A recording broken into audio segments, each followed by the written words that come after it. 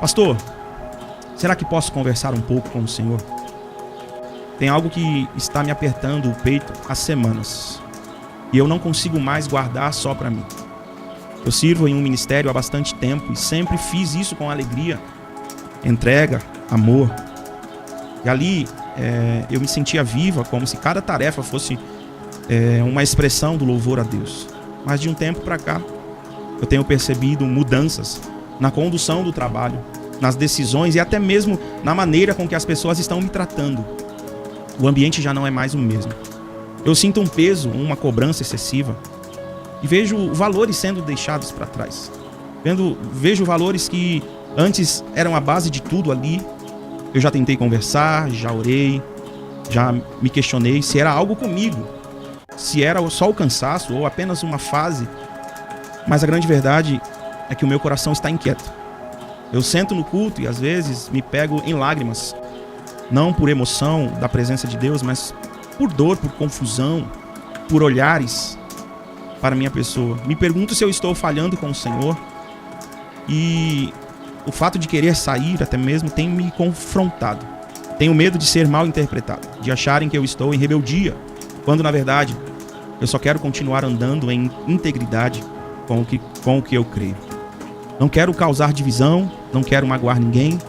Eu só queria saber como fazer isso de forma certa, com respeito, mas também com firmeza. Como dizer, não dá mais para continuar, sem ferir, sem parecer ingrata por tudo que vivi ali. Me sinto culpada por pensar em sair, mas ao mesmo tempo, permanecer tem me machucado muito, a minha família. Pastor, o que o Senhor faria no meu lugar? Como encontrar paz em uma decisão tão difícil de se tomar? O Senhor poderia me ajudar? Essa é a pergunta da nossa ouvinte nessa manhã, um pedido de aconselhamento. Então, minha irmã, que não quis se identificar aqui para preservar a sua identidade, nós respeitamos isso. Eu quero começar dizendo a você que quando nós olhamos para as Escrituras, nós vamos perceber lá em João capítulo 10, Jesus dizendo que Ele é o pastor das ovelhas. Então, quando Jesus diz que Ele é o pastor das ovelhas, o texto de João capítulo 10, depois se você puder ler com calma, ver as citações que Jesus vai fazer ali, ele vai dizer o seguinte: as minhas ovelhas conhecem a minha voz e delas eu sou conhecido. As minhas ovelhas, quando eu as chamo, elas reconhecem a minha voz. E ele vai dizer, para mim, que sou o pastor, que sou a porta das ovelhas, o porteiro abre a porta. O ladrão, ele vem e salta por cima do curral, ou seja, do aprisco. Mas para o pastor, o porteiro abre a porta. Esse texto ele nos revela muitas coisas, pastores. Esse texto nos revela que o pastor que é colocado como dirigente de uma igreja local, ele não é o dono das ovelhas. Ele não é o dono das ovelhas. E esse é um conceito muito atual nos nossos dias, em que nós como pastores somos tentados a achar que nós somos os donos das ovelhas e temos sobre essas ovelhas um poder, uma possessão, quando na verdade não. Nós somos apenas os porteiros, nós somos coadjuvantes no reino de Deus. E você está passando por algo, minha irmã, que nós passamos no decorrer da nossa trajetória. Você está passando por algo que eu vivi isso. Em momentos em que eu já não me sentia mais bem quisto no lugar que nós chegávamos. Cheguei às vezes, ouvir da minha esposa, eu não quero mais ir para aquele lugar. E é muito natural. E sabe uma coisa, pastoras, que nós temos também ouvido muito nos nossos dias? É que a nossa mente, ela é condicionada através da religião, de nós acharmos que nós sempre precisamos sair, ou sempre iremos apenas sair de uma igreja debaixo de problemas. Tipo assim, mas não aconteceu nada para mim sair, mas tá tudo bem. Entenda uma coisa, é muito natural a mudança de endereço no ministério, nessa caminhada ministerial, é muito natural. Então, sabe uma coisa que nos apreende muito, nos torna prisioneiros no nosso contexto de igreja? É algo chamado dívida de gratidão. Dívida de gratidão. Porque o reino de Deus, ele gera reciprocidade. O reino de Deus, ele gera um desejo de ser alguém que devolva aquilo que o reino faz por você. É o pastor que se doa e divide os últimos recursos que ele tem para ajudar você. É a igreja que te acolhe. E, meus irmãos, entenda uma coisa. Esse é o real papel da igreja. A igreja fazer isso, ela está cumprindo apenas o papel de ser igreja. O problema é que as igrejas pararam de fazer aquilo que era o básico e o necessário da fé. Então, quando a dívida de gratidão chega no nosso coração, a gente se sente assim, exatamente como você. Exatamente como você, se sentindo suja, se sentindo culpada, se sentindo até mesmo sendo o problema. E muitas vezes nós somos o problema. Ninguém sai de uma igreja dizendo assim, olha, eu estou saindo dessa igreja, eu estou mudando de endereço porque eu não correspondi ao que aquela igreja esperava de mim. Não, na maioria das vezes nós somos tendenciosos a dizer, não, o problema é do outro, o problema é a igreja, o problema é o pastor, e você está reconhecendo aqui sinceramente, dizendo, não, eu reconheço que eu estou ali, mas eu já não me sinto bem, e eu não sei, eu já orei pedindo para Deus para que eu pudesse saber se o problema sou eu, se o problema está sendo comigo. Mas eu quero dizer a você algo nesta manhã, dentro dessa conversa difícil que nós estamos tendo. Não se cobre ao ponto de achar que o fato de você decidir mudar, porque esse tempo chega para todo mundo. Esse tempo chega para todo mundo. Um momento em que Paulo, ele está caminhando com Barnabé e foi o Espírito Santo quem os separou. A gente vê isso em Atos 14 e aí depois em Atos 17 a gente vai vendo no decorrer da história a Bíblia nos contando que chegou um determinado momento que foi preciso que Paulo fosse para um lado e Barnabé fosse para outro. Porque era necessário que isso acontecesse para que a obra de Deus fosse expandida. Então é muito natural no nosso contexto. Dentro dessa conversa difícil eu quero dizer a você, minha irmã, você já tentou conversar, você já está orando, você já tentou conversar. O meu aconselhamento a você é: chame teu esposo, chame a sua família e orem juntos. Eu creio que vocês já estão fazendo isso. Mas decidam. Entendam uma coisa.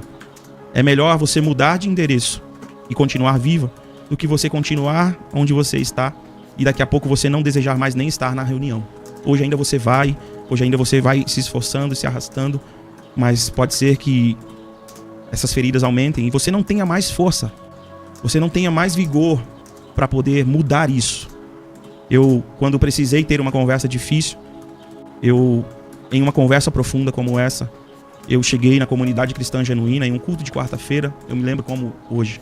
E o pastor César estava pregando, e ele estava pregando sobre Lucas, capítulo 3, falando sobre a corrupção no ministério, falando sobre a corrupção de Anás e Caifás.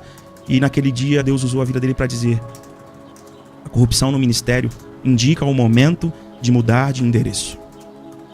Aquilo foi libertador para mim, pastoras. Aquilo foi libertador para mim, porque eu falei: obrigado, Senhor, porque era isso que eu precisava. Eu estava vivendo debaixo de um contexto onde eu não estava mais me encaixando, e eu comecei a questionar: Deus, o problema sou eu, o problema é a minha família, o problema é a maneira que nós pensamos juntos. E naquele dia a palavra de Deus, através da boca do servo de Deus, me orientou dizendo: calma, a corrupção no ministério sempre houve. Quando Deus percebeu que no templo, dentro de um quadrilátero que havia sido, como nós aprendemos nos estudos que o pastor César nos traz de forma muito profunda, o quadrilátero da religião, que era o templo, o sábado, o sacrifício, o sacerdote, estava funcionando. Deus diz assim: quem quiser ouvir a religião, procure Anás e Caifás no templo. Mas quem quiser ouvir a voz de Deus está com João Batista no deserto. Porque a corrupção no ministério, ela não é nova, é algo que vem desde a história da igreja. Então mudanças de endereços são necessárias no meio da nossa caminhada. E se eu não tivesse obedecido, se eu não tivesse ouvido a voz de Deus, a direção de Deus, naquela conversa profunda que nós estávamos tendo ali em um culto, porque a conversa profunda ela acontece em qualquer lugar. Agora você pode estar me ouvindo no metrô, você pode estar me ouvindo no seu trabalho, no Uber, na sua casa, no hospital, nas prisões. Eu não sei exatamente onde você está me ouvindo agora, mas conversas profundas, elas acontecem em qualquer lugar. E conversas profundas nos levam a este lugar de decisão. E naquele dia eu saí daquele culto com o meu coração cheio e falei: obrigado, Senhor.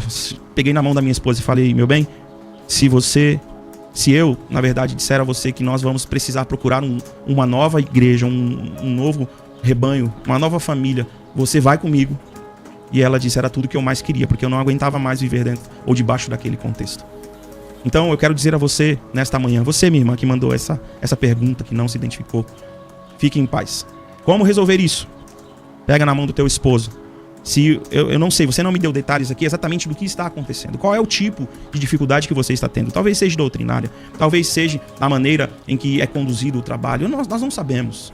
Entenda uma coisa: Não olhe para a igreja que você fez parte, que foi o celeiro e a escola de Deus para você durante todos esses anos, como um lugar ruim. Não foi. Porque os lugares que eu passei, a igreja a qual eu fui ordenado ao ministério pastoral, foi para mim um lugar, um berço onde me levou ao crescimento, me levou à maturidade. Então eu amo esse lugar e eu honro a vida do meu pastor, que foi o meu pastor antes do pastor César. Por onde eu vou, eu falo dele, eu tenho contato com ele, eu o honro onde eu chego.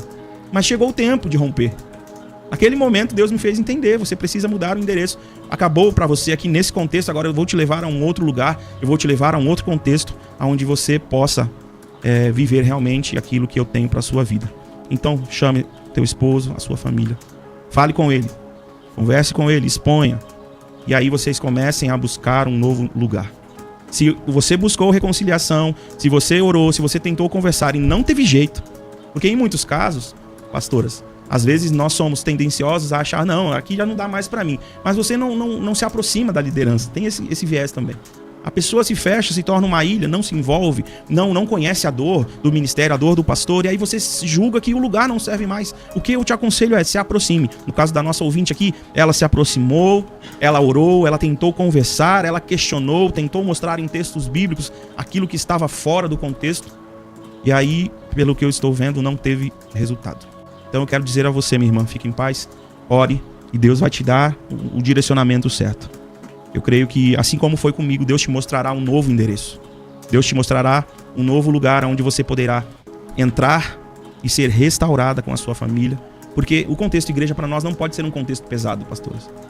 Nós temos que ir para a casa de Deus, como Davi diz lá no Salmo 122, alegrei-me quando me disseram, vamos à casa do Senhor. Nós não podemos ir ao culto com um pesar no coração, nós não podemos ir ao culto com o nosso coração pesaroso, sem poder entregar aquilo que nós temos de melhor, que é o nosso louvor ao Senhor. Então, eu quero dizer a você, minha irmã, que Deus direcione você, que Deus direcione a sua casa, que Deus direcione a sua família. E a melhor maneira de resolver isso é tendo uma conversa difícil. É chamando os seus líderes e dizer a eles, olha, muito obrigado, seja grato sempre, muito obrigado. Eu aprendo com Jesus, quando Jesus nos diz assim, olha, aprendei de mim que sou manso e humilde, e eu falo muito sobre isso. Eu fico me perguntando, existem tantas coisas em Cristo que nós poderíamos aprender, Ele poderia ter nos dito tantas outras coisas, mas Ele nos coloca a humildade, e Ele nos coloca o desejo de ser humilde e ter paz no nosso coração. Ele diz, olha, aprendei de mim que sou manso e humilde. Mansidão e humildade. E um dia o Espírito Santo ministrou ao meu coração dizendo, você precisa de mansidão, Adriano, quando você precisar encerrar ciclos. Você precisa de mansidão, Adriano, quando for necessário você fechar ciclos. E geralmente nós não sabemos encerrar ciclos. Geralmente nós encerramos ciclos sempre querendo estar por cima. Eu sou o certo. E aí Jesus diz, não, aprenda de mim que sou manso e humilde. Eu sou manso, então, que você aprenda comigo como encerrar ciclos. Mas ele diz também, aprenda de mim que sou humilde. E humildade, ela serve para que nós possamos começar novos ciclos. Iniciar novos ciclos exige de nós humildade, porque você vai chegar em um ambiente novo, com pessoas novas, e aí você tem que falar, olha, eu sou o servo, e eu estou aqui para ser uma bênção na vida do ministério. Não apenas a igreja precisa ser bênção para mim, mas eu preciso ser uma bênção na vida do ministério. Então, essa é a nossa conversa difícil de hoje,